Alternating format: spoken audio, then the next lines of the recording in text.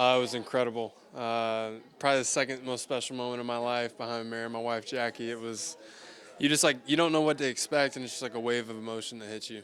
What was the last couple days like, kind of not knowing the uncertainty? What was the last couple days like for you? It's just waiting in the unknown. You seriously have no idea. You're just kind of watching the screen. You see the pick is in. You're like, dang man, not me, not me. And then your phone rings, and it's like, wow, like your life just changes. A lot of people say they may not remember the phone call. What did they say to you, and kind of what was the message about? I don't remember. No, they just excited to have me out there. They said we're about getting ready to take you, and we're excited to make you a Charger. And yeah, just it was a mix between hearing my family scream in the background and everyone excited, and then trying to hear them. So it was cool. Does it make sense the Chargers pick a former Charger? Once a Charger, always a Charger.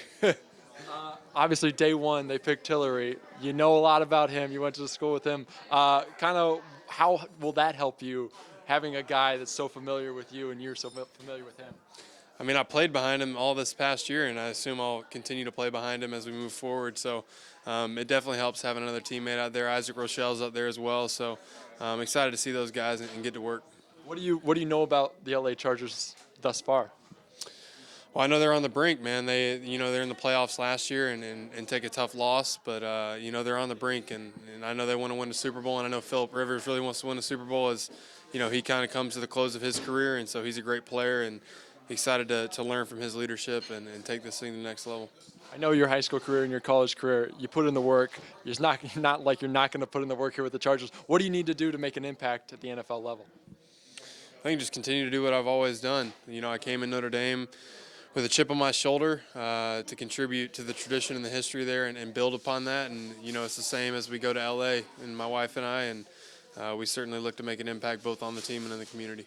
What did you learn in your time here in Fort Wayne, in your time at Notre Dame, that will make you a better player in the NFL?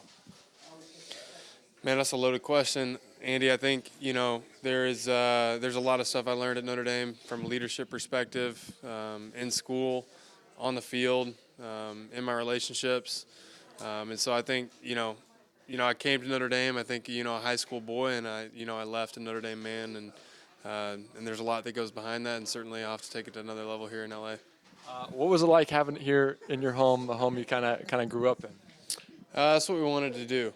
Family's one of the most important things to me, and it was special to share that moment with everyone here. What was the moment like? Kind of go back to when you were at Carroll Charger. Kind of when would this become a reality, and kind of how did it fit? Did this kind of fit the reality that you kind of dreamed up? Well, honestly, I watched college football. I was a huge college football fan. Both of my parents went to Auburn, and I would just literally watch college football all Saturday. And so my dream was to go win a national championship. And I got to play at Notre Dame, and we had a chance to do that. And it was probably about halfway through Notre Dame. I was like, actually, I can't imagine stopping playing after my time here. I want to continue to play. So it's always just been a passion and love for the game for me, and we've been able to continue to go, and we'll have another opportunity here in LA.